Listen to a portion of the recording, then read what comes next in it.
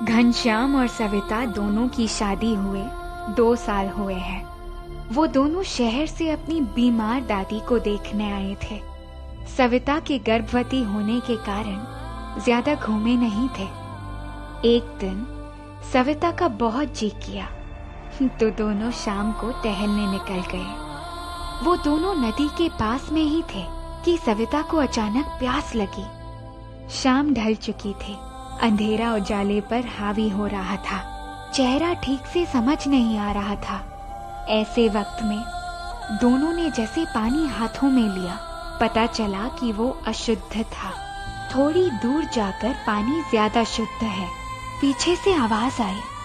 दोनों ने देखा तो एक औरत खड़ी थी, जिसे देख के दोनों कांप गए।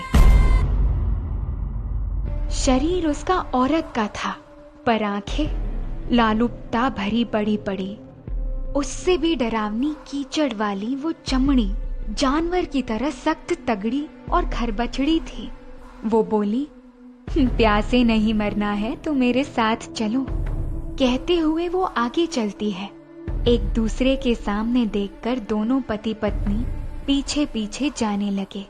रास्ते में सविता का ध्यान उस औरत की ओर गया तो वो घबरा गई। होठ थरथराने लगे। बस इतना बोल पाई, इसका निकला हुआ खून देखिए, अंधेरे में भी कैसे चमक रहा है। जैसे ही घनश्याम ने देखा तो कहा कि कहीं भी खून नजर नहीं आ रहा। अरे पगली चल, डर मत, पानी अपने आप हम तक नहीं आ जाएगा। थोड़े आगे बढ़े कि नदी के तट पर एक कीचड़ वाला इलाका आया और अचानक वो औरत एक कीचड़ में समा गई। घनश्याम और सविता दोनों चौंक गए। एक लोमड़ी जोर जोर से अपनी आवाज बुलंद करने लगी। तभी तुरंत घनश्याम ने सविता को थाम लिया। उसी वक्त अंधेरा चीरते हुए एक खूंखार जबड़ा बाहर आया और उसने सविता का हाथ पकड़ लिया और कस के राक्षसी दांतों को भुजा में घुसा दिया।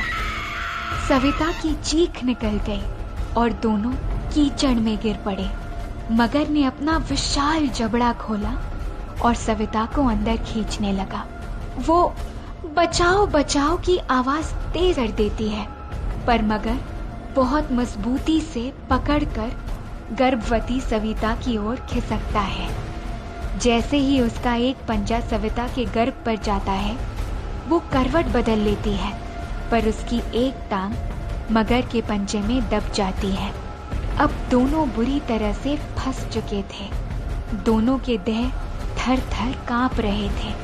आंखों पर बेहोशी का अंधेरा छा रहा था।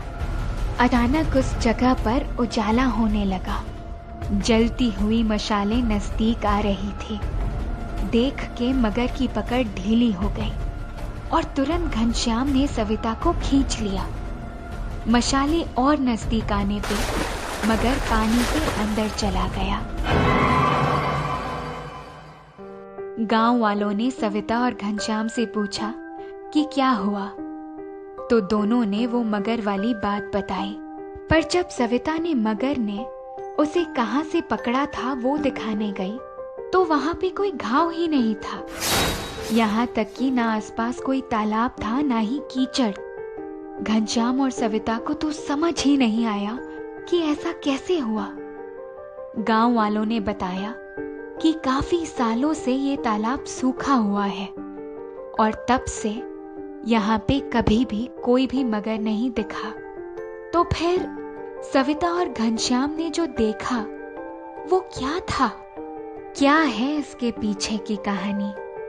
ये जानने के लिए देखिए हमारा अगला एपिसोड, जो आएगा अगले शनिवार शाम 7 बजे। Bye bye.